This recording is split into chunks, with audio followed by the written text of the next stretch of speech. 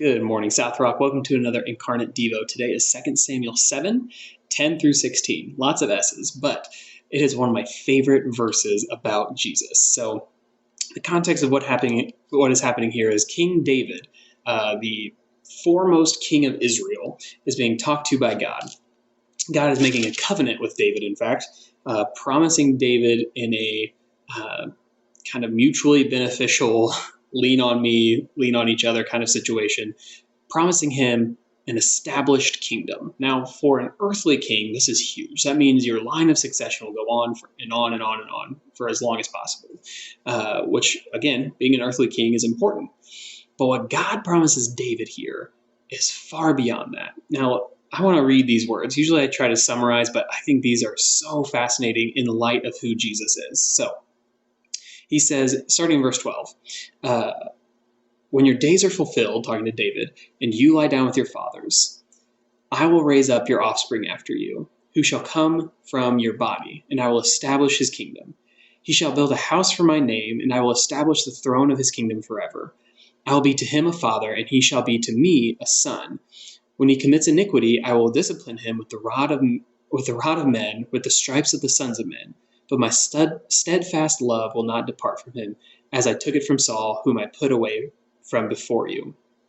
And your house and your kingdom shall be made sure forever before me. Your throne shall be established forever. So he's talking here fully about Jesus. He's saying Jesus will be from you. He'll be from the line of David, and his throne, his kingdom will go on forever.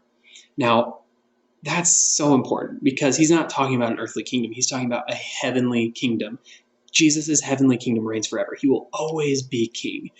What some people get hung up on there is after I'll be his father and he shall be my son, which, again, very evocative language for Jesus.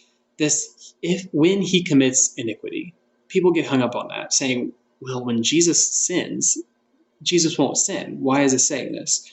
What I think is important to realize is his kingdom will be established forever, which is to say he will be a deity. He will be a God. He will be of me forever, but he'll also be human. He will have the ability to sin. He will not be exempt from a human life just because he's my son.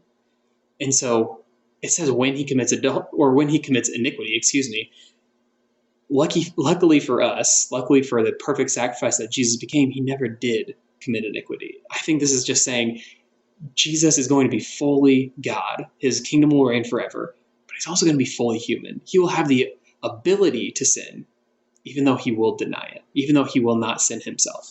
And so I love this verse because it is showing that God will send Jesus to be fully God and fully man and establish a kingdom forever. So what this question is for today. Last Friday, we talked about Jesus in Deuteronomy being a prophet priest, a kind of intermediary between God and man. This is saying that Jesus will be king. Now, the important thing to remember about a king is he is primarily concerned about his kingdom. And so I want you to ask yourself a question today, and I want you to ask God a question today. And it's the same question. And that question is, what can I do for the kingdom today? Now, that can mean a lot of things, but you are a subject of God's kingdom. You are a subject of Jesus the King. And so how can you today better that kingdom, participate in that kingdom, love in that kingdom, bring more people to that kingdom? So I want you to ask yourself, how can I do that? I want you to do that by asking Jesus himself, asking the King, what can I do to make your kingdom better today? So that's all I have for this Monday. I hope you have a good rest of your day.